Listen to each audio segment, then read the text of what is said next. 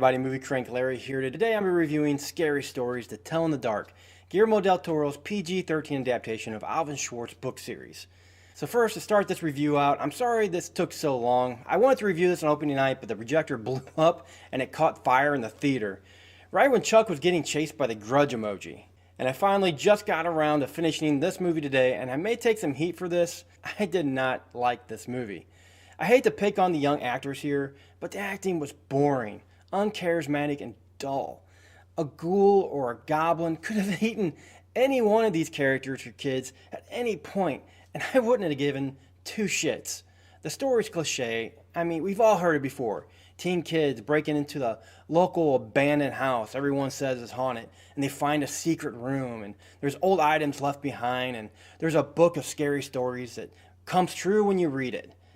I've seen this movie 100 times. All this movie was missing was the pothead voice of reason.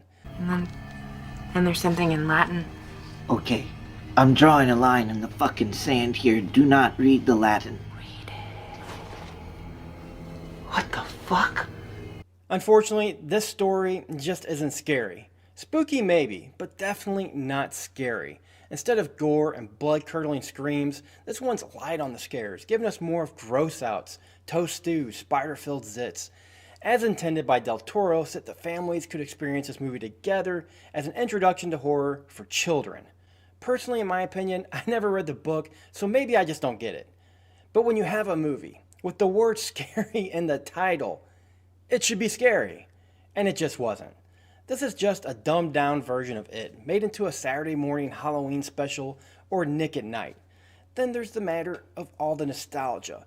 Again, we get another movie trying to cash in on nostalgia, but I can't place this movie's time. It says it's 1968, but the cars are from the 1950s. The kids, the way they look, the way they talk, their dialogue, it's all current day. Even it's going as far as saying words like douchebag. But then at the same time, the overall tone of the film felt like the late 70s.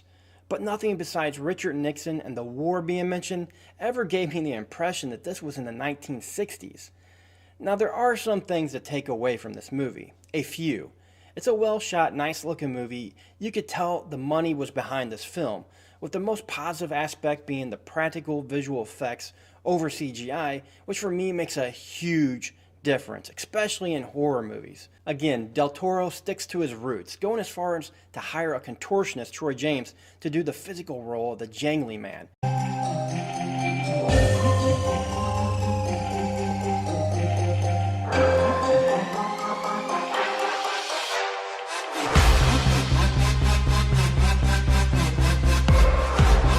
A move that for me added a lot of brownie points to this otherwise tired movie. But not enough for this one to make the grade. The acting, the nostalgia, the horror, it just wasn't there for me. I'll give Scary Stories, a D.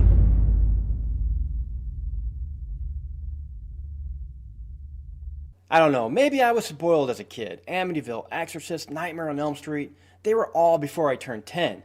So I hope you liked this review. If you did, hit that like button and share it with your friends. Also, don't forget to subscribe. At this time, I think we're sitting right around 682 subscribers, and we're shooting for 1,000.